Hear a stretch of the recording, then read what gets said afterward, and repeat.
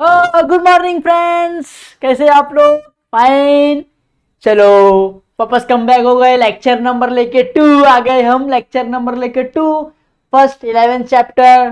First chapter introduction book keeping and accountancy. इसके पहले lecture number 1 हम लोग ने बनाया था। उसके अंदर हमने what is book keeping and accountancy के बारे में, मीनिंग, उसके डेफिनेशन, उसके इंपॉर्टेंस क्या है, उनके फीचर्स क्या है, ये सब देखे थे। अब जिस बच्चों ने नहीं देखा है, प्लीज वो बच्चे लोग जाके पहले वो वीडियो देख ले। वो वीडियो देख के अंडरस्टैंडिंग कर ले फर्स्ट लेक्चर में हमने क्या क्या पढ़ा, कि आपका मिस ना हो, आप स्टेप बाय स्टेप चलते रहे। अभी भी जिस बच्चे ने नहीं देखा है, प्लीज लेक्चर नंबर 1 देख लो, और ये हमारा है लेक्चर नंबर 2। तो आप सभी का वेलकम करता हूं मैं जेआर कॉलेज पे।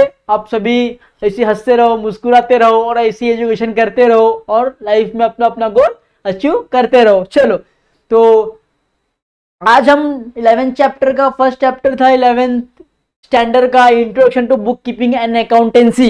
ठीक है, फर्स्ट लेक्चर में हमने देख लिया था कि भाई उसका मीनिंग क्या होता है, उसका डेफिनेशन क्या होता है, इंपॉर्टेंस क्या होता है, फीचर्स क्या होता है, इज ऑल डेट हमने फर्स्ट लेक्चर में देखा। जिसने नहीं देखा वो आप लोग जाके वो फटाफट देख लो। ठीक है, एंड अभी हम आज क्या देखेंगे? आज देखेंगे utility of book keeping accounts, basic term and objectively. उसकी ऑब्जेक्टिविटी क्या है, अकाउंट के बेसिक टर्म्स क्या है, यूटिलिटी, बुक कीपिंग का यूजेस क्या है। यूटिलिटी मतलब होता है यूजेस, बुक कीपिंग हम क्यों यूज करते हैं। ये 3 जो थे वो आज हम देखेंगे। एटमोस्ट 7 टॉपिक्स कवर करने वाले थे, 4 हमने कल कर लिए और 3 बाकी थे पेंडिंग में, वो आज हम कवर करेंगे। ठीक है, फिर भी अगर आपको फर्स्ट चैप्टर में इसके अलावा कोई इश्यू हो या कोई भी डिफिकल्ट हो तो प्लीज मुझे इंस्टा आईडी है मेरा, ये है, उस पर आप मुझे पर्सनली बोल सकते हैं कि सर कुछ इस पे भी करो, तो मैं उस पर भी आपके लिए वीडियो लेके आ जाऊंगा, इन्फॉर्मेशन लाऊंगा। ठीक है, तो अगर अच्छा लगेगा तो प्लीज लाइक करना, प्लीज कमेंट करो कि सर अच्छा है या बुरा है या खराब है, जो भी है ऑलमोस्ट मत मुझे बताओ, मुझे पता चलना चाहिए कि लेक्चर कैसा जा रहा है। ठीक है, चलो अब विदाउट टाइम वेस्ट करते करते हम अपने टॉपिक पे आते हैं। ठीक है, फिर सभी लोग बुक और पेन निकल लो और हम स्टडी चालू करते हैं। ठीक है, चलो, यूटिलिटी ऑफ बुक कीपिंग। अब सर आप बोलेंगे, बच्चे बोलेंगे सर ये यूटिलिटी क्या होता है। यूटिलिटी मतलब ये होता है बच्चों कि हम बुक कीपिंग को कैसा यूज करते हैं, हमारे लिए बुक कीपिंग कितना यूजफुल है। हम बुक कीपिंग करते हैं, अगर हम कुछ भी काम, सपोज हम कुछ भी काम करते, किस लिए करते कि हमें वो हेल्प होए, हमें उससे कुछ फायदा होए।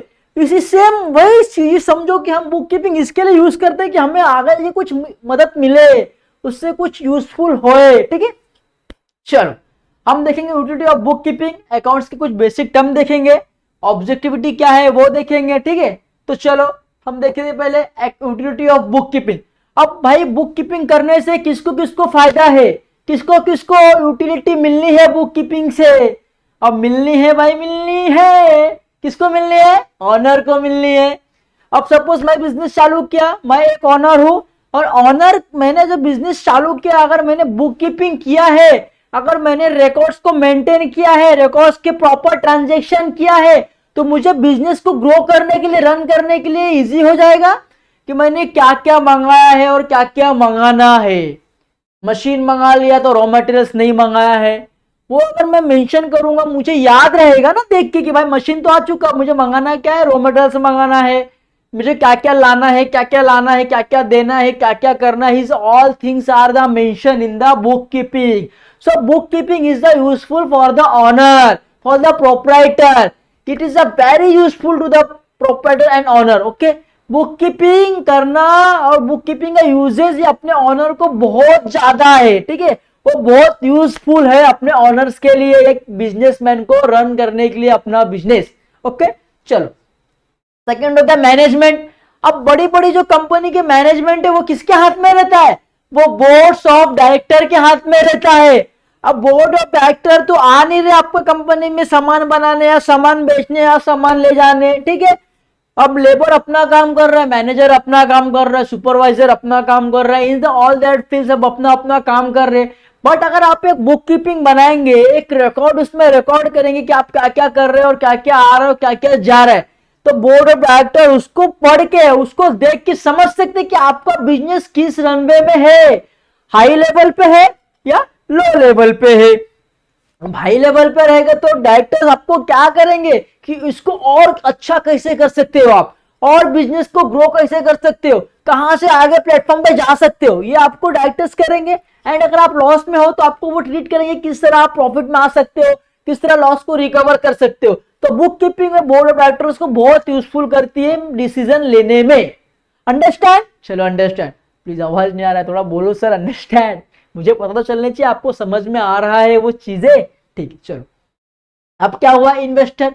अब इन्वेस्टर को क्या यूज है सर? बच्चे बोलेंगे सर इन्वेस्टर को क्यों यूज है बुक कीपिंग, इन्वेस्टर तो बुक कीपिंग करते नहीं है, उनको तो बुक कीपिंग से कोई लेना देना नहीं है। बट ऐसा नहीं है बच्चों। सपोज अगर मैंने बिजनेस चालू किया और आप मेरे लिए इन्वेस्टर हो, ठीक है, आप मेरे बिजनेस में ऐसे इन्वेस्ट कर दोगे क्या मनी? करोगे क्या? नहीं करोगे ना। आप पहले मेरी इंफॉर्मेशन निकालोगे, मेरी कंपनी में क्या बन रहा है क्या नहीं बन रहा है, मेरी कंपनी का प्रॉफिट है कि लॉस है, मेरा कंपनी कितने साल से चल रहा है, मैं अपने कंपनी में क्या कर रहा हूँ, मेरे वर्कर्स कैसे रहते हैं, मेरे स्टाफ कैसा है, मेरा बिहेवियर कैसा है, मेरा मार्केट में गुडविल क्या है, ये सब आप पहले इंफॉर्मेशन रीड आउट करोगे। तो रीड आउट कैसे करोगे? जब तक आप मेरा बुक कीपिंग नहीं देखोगे तो आपको कैसे पता चलेगा मेरी इंफॉर्मेशन, मेरे कंपनी का इंफॉर्मेशन? तो जो मैं बुक कीपिंग किया रहूंगा, मेरा बुक कीपिंग पब्लिश रहेगी और आप बुक कीपिंग को पढ़ेंगे, आप बुक कीपिंग को अंडरस्टैंड करेंगे, मेरे कंपनी का इंफॉर्मेशन रिगार्डिंग जो भी नॉलेज आप पढ़ेंगे तो आपको पता चलेगा कि मेरा बिजनेस कभी प्रॉफिट में था कभी लॉस में था, मेरा बिजनेस किस प्रोडक्ट लॉन्च करता है, मेरा प्रोडक्ट लॉन्च करने का स्टेप क्या है, सेलिंग करने का तरीका क्या है, मार्केट में मेरा गुडविल क्या है, इस ऑल डेटा आप इंफॉर्मेशन करके मेरे कंपनी में इन्वेस्टमेंट करोगे। अगर मेरी कंपनी प्रॉफिट में देन आप इन्वेस्टमेंट करोगे, मेरी कंपनी लॉन्ग टर्म चलेगी तब इन्वेस्टमेंट करोगे। तो ये सब रीड करने के लिए बुक कीपिंग बहुत यूजफुल होता है for the investor. Okay understanding? Okay चलो, अब क्या होता है कस्टमर्स। अब आप बोलेंगे कस्टमर्स को क्यों हेल्प है सर, कस्टमर्स को बुक कीपिंग क्यों हेल्प है? अब सपोज एक क्रीम निकला, एग्जाम्पल समझ लो विटनोवेट, कुछ भी एक क्रीम निकला। हाँ, अब वो क्रीम ऐसा है कि जो भी आदमी के चेहरे पे पिंपल्स है वो चला जाएगा, ठीक है, ऐसा उसका एडवर्टाइजमेंट हो रहा है। देन कस्टमर क्या करेगा, पहले उसको देखे, अभी ऐसे तो ना आप आगे क्रीम लेके लगा लोगे, कुछ अगर नुकसान होगा तो आप क्या करोगे? नहीं।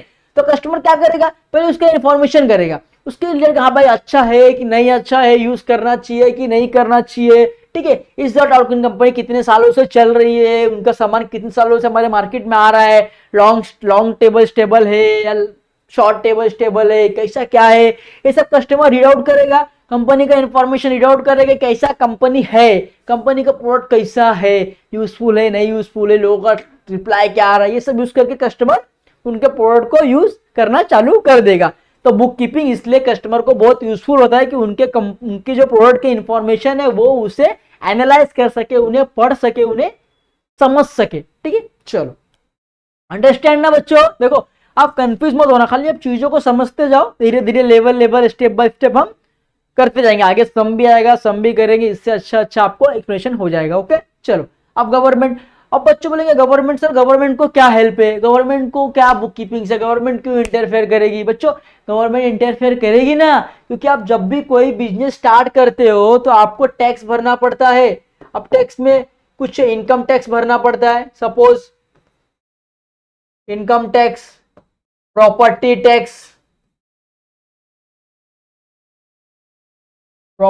टैक्स, जीएसटी, ठीक है, ये भरना है। अब समझ में कंपनी लाख रुपए का प्रॉफिट हुआ, लाख रुपए में से मेरे को 10% भरना, 10% मतलब 10,000 गवर्नमेंट को पे करना था, अब मैंने 10,000 पे कर दिया। बट ये रियलिटी गवर्नमेंट को कैसे मालूम पड़ेगा कि भाई इनका 1 लाख का ही प्रॉफिट हुआ है?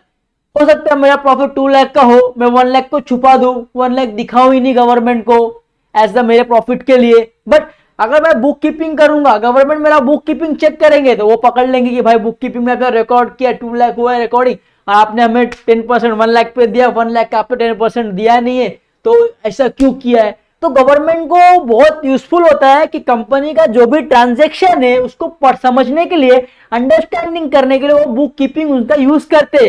कंपनी का बुक कीपिंग यूज करने से गवर्नमेंट को पता चलता है कि कंपनी एटलीस्ट प्रॉफिट में है या लॉस में है, कंपनी ने सही से टैक्स भरा है कि नहीं भरा है, कंपनी प्रॉपर्टी टैक्स जीएसटी वगैरह जो भी है वो टाइम टू टाइम दिया है नहीं दिया है। ये कैसे मालूम पड़ा गवर्नमेंट को? उनके बुक कीपिंग एंड अकाउंटेंसी से पता चल जाएगा। ओके चलो, समझा आपको यूनिट बुक कीपिंग क्या होता है? ऑनर के लिए हेल्पफुल होता है डिसीजन लेने में, बिजनेस ग्रो करने में वगैरह। ठीक है, मैनेजमेंट बोर्ड ऑफ डायरेक्टर्स को कि बिजनेस किस तरह आगे ले जाना चाहिए, उनका एक मैनेजमेंट होता है, कैसा मैनेज करना चाहिए, उनका प्लानिंग होता है, उनका कंट्रोलिंग, उनका डायरेक्शन।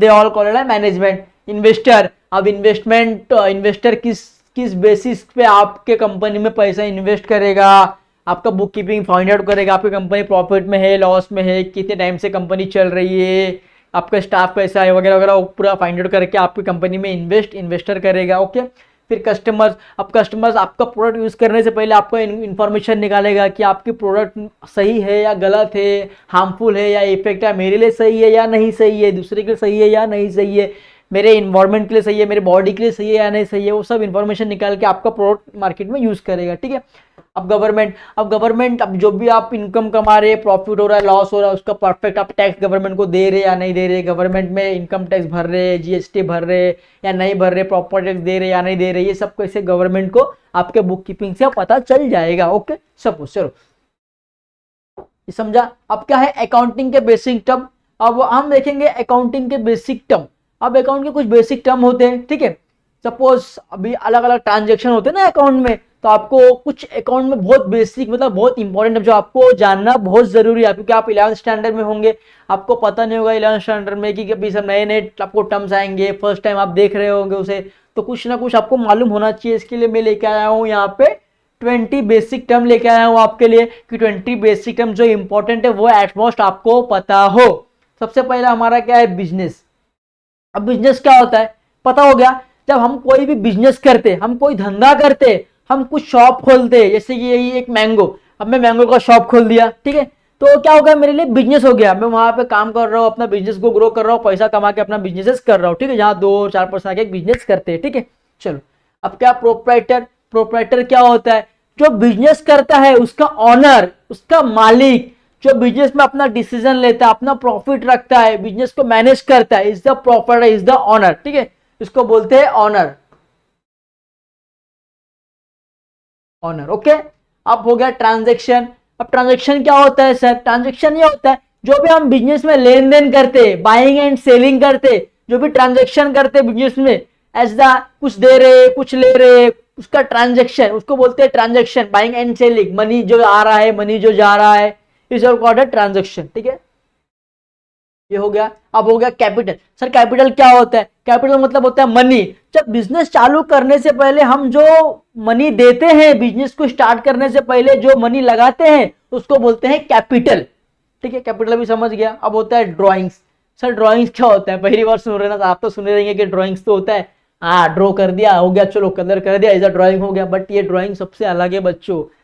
जब भी बिजनेस चालू हुआ, अब बिजनेसमैन अपने बिजनेस से पैसा निकाल रहा है फॉर द पर्सनल यूज। जैसे कि एग्जांपल, अब मुझे जाना है केदारनाथ, महादेव जी के पास जाना है। अब महादेव जी के पास जाना है तो मेरे कुछ एक्सपेंसेस होंगे, कुछ खर्चे होंगे।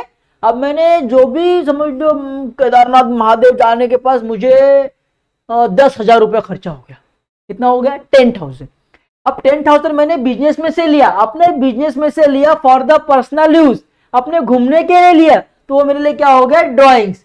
अब 10,000 लिया, उससे कोई मैटर आने वाला है क्या, नहीं, कुछ लेबर को जाने वाला है कि नहीं, वो तो मैंने पर्सनल यूज के लिए निकाला, मुझे घूमना था, तो उसको बोलते हैं ड्राइंग्स, ठीक है। अब गुड्स, अब आपने सुना होगा गुड्स किसको बोलते हैं सर, गुड अच्छा, बट ये अच्छा नहीं है। गुड्स मतलब होता है सामान। जैसे कि मैं चालू कर दिया मैंगो का दुकान, ठीक है, अब मैंगो मेरे लिए क्या है, मैंगो मेरे लिए गुड्स है, मैंगो मेरे लिए सामान है, तो वो मेरे लिए गुड्स हो गया, ठीक है। चलो ये हो गया। अब आप समझेंगे डेटर्स क्या होता है सर। डेटर्स मतलब, एग्जाम्पल देता हूं मैं आपको, एक एग्जाम्पल, ठीक है, एक मिनट आपको मैं एग्जाम्पल देता हूं। चलो एग्जाम्पल देखते हैं हम। सपोज राम का एक शॉप है, ठीक है, क्लॉथ्स का है, क्लॉथ्स का शॉप है। अब शाम का था आज बर्थडे, ठीक है, शाम का था आज बर्थडे। अब श्याम आया राम के पास, बोला राम भाई आज मेरा बर्थडे, मुझे एक जोड़ी कपड़ा चाहिए, ठीक है। अब राम ने क्या बोला, ठीक है चलो मैंने आपको एक जोड़ी कपड़ा दिया, ठीक है। अब राम ने श्याम को कपड़ा दिया।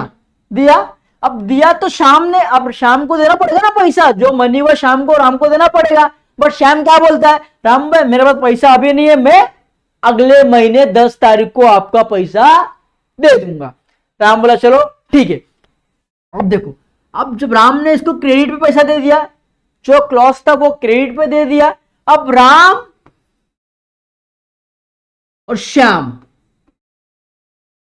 राम का बिजनेस था, अब राम को श्याम से अगले महीने पैसा लेना है, तो श्याम राम के लिए क्या हो गया, डेटर्स हो गया, क्योंकि राम को श्याम से पैसा लेना है। सपोज मैं बिजनेसमैन हूं, अब मुझे आउटसाइड से पैसा लेना है, तो आउटसाइड मेरे लिए क्या हो गया, डेटर्स हो गया, क्योंकि मुझसे उससे पैसा लेना है, वो मेरे लिए हो गया डेटर्स।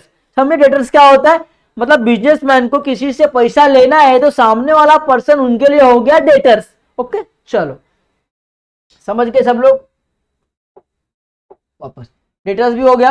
अब क्रेडिटर्स क्या होता है, सेम, क्रेडिटर्स भी वही है एकदम सेम। अब यहां पे राम श्याम का हो गया था, ठीक है। अभी मैं आपको दूसरा एग्जांपल देता हूं, चलो यहां पे राम, समझ लो राम का था शॉप क्लॉथ्स का, ठीक है। अब श्याम आया,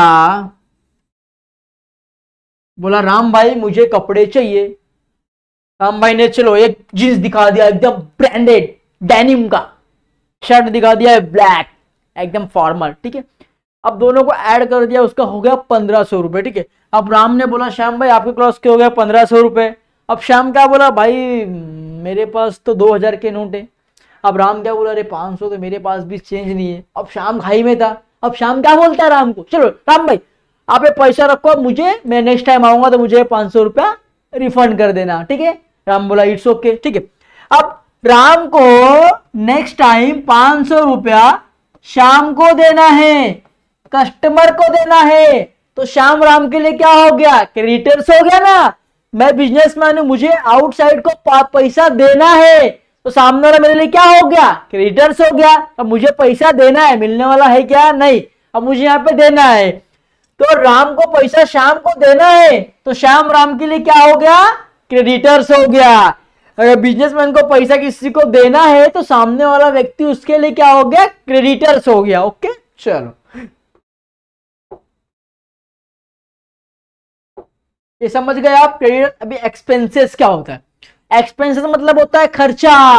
हम कहाँ कहाँ एक्सपेंसेस करते हैं, रॉ मटेरियल्स मंगाएंगे तो हमारा एक्सपेंसेस होगा, रेंट देंगे तो एक्सपेंसेस होएगा, सैलरीज देंगे तो एक्सपेंसेस होगा, कमीशन देंगे तो एक्सपेंसेस होएगा, ऑक्टर ड्यूटी देंगे तो एक्सपेंसेस होएगा, कुछ भी करेंगे तो हमारा एक्सपेंसेस मतलब होता है खर्चा। ओके चलो अब इनकम, अब इनकम क्या होता है, इनकम मतलब होता है मनी, मतलब रेवेन्यू। अगर मैं कुछ गुड्स बना रहा हूं और गुड्स को मार्केट तक लेके जाके सेलिंग कर रहा हूं तो मुझे क्या मिलेगा, मनी मिलेगा ना भाई, जाहिर सी बात है। अगर मैं इतना मेहनत कर रहा हूं, अगर मैं मार्केट में कुछ प्रोडक्ट बना के लॉन्च करके बेच रहा हूं, मेहनत कर, तो मुझे क्या मिलेगा बदले में, रेवेन्यू मिलेगा, मतलब मेरे को इनकम मिलेगा। ओके चलो इनकम मतलब होता है मनी। अब डिस्काउंट, अब डिस्काउंट सबको पता होगा, अभी आप लोग भी स्कूल खुले रहेंगे तो कपड़े लिए रहेंगे और ड्रेस लिए रहेंगे, तो उस पर दुकान वाला आपको 10% डिस्काउंट देता है, 20% डिस्काउंट देता है, उसको बोलते हैं डिस्काउंट। सपोज 1 लाख का सामान है, 1000 का सामान है सपोज, अब इस पे आपको 10% शॉप वाले ने डिस्काउंट दिया क्लॉथ पे, ठीक है, तो आपको कितना हो गया, 900 रुपया। अब जो 100 रुपया डिस्काउंट दिया उसको बोलते हैं डिस्काउंट, मतलब अमाउंट में से कुछ परसेंट डिस्काउंट देना सामने वाले पर्सन को।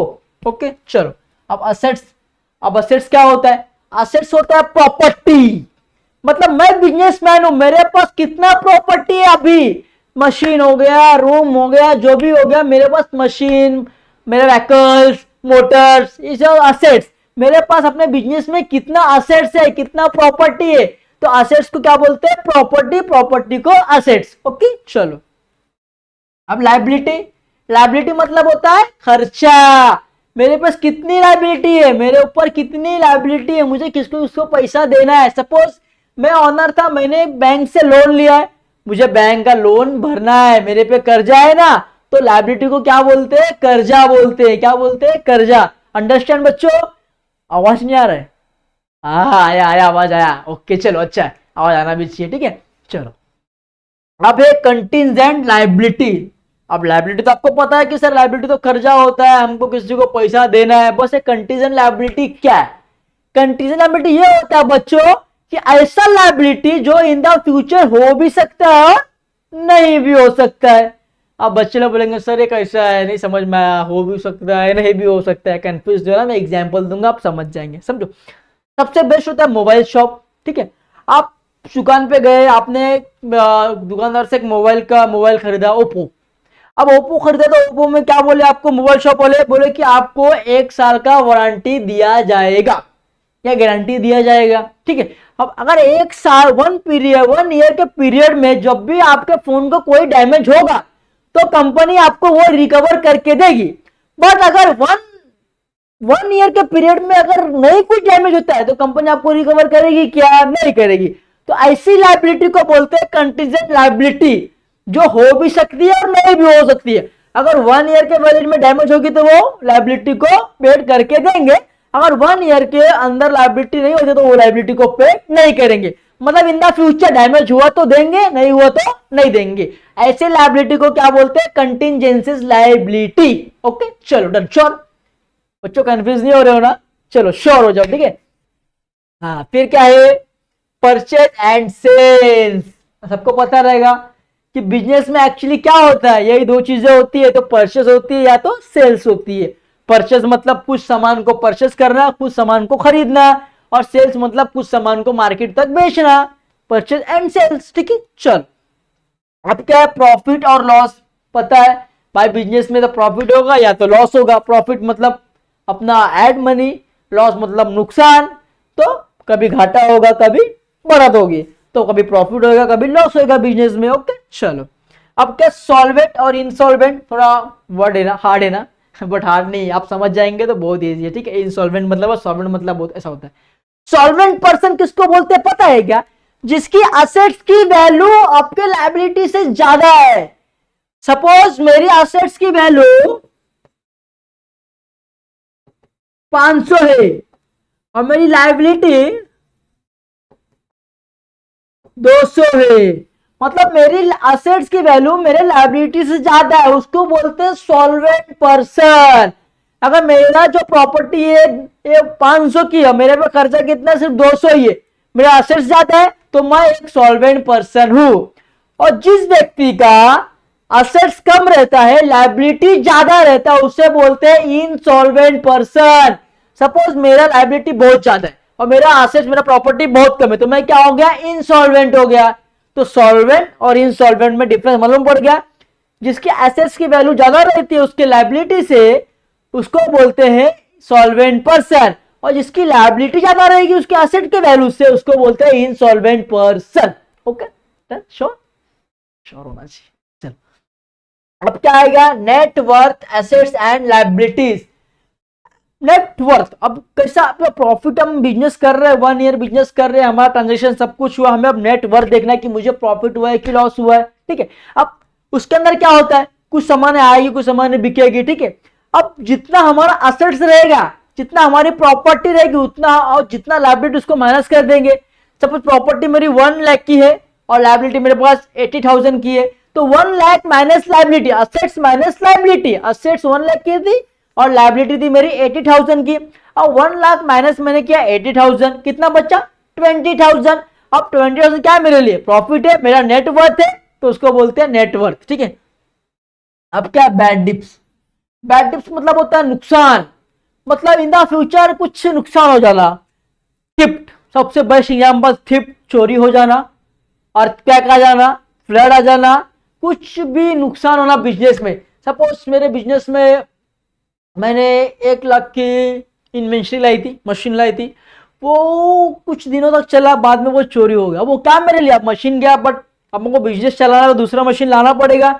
अब जो पहला मशीन गया उसका भी अमाउंट अच्छा खासा था, वो तो मेरे लॉस हो गया, तो उसको बोलते हैं बैड डिप्स। मतलब कुछ सामान नुकसान होना, कुछ चीजें चोरी हो जाना, थिप हो जाना। ठीक है, बिजनेस में हमारा कुछ नुकसान, उसे बोलते हैं बैड डिप्स। अब गुडविल, खैर गुडविल आया ना नया वर्ड, गुडविल। गुडविल क्या होता है, गुडविल एक ऐसा चीज होता है, गुडविल मतलब क्या होता है बच्चों, रेपुटेशन। आपका मार्केट में गुडविल क्या है, आपका मार्केट में रेपुटेशन क्या है।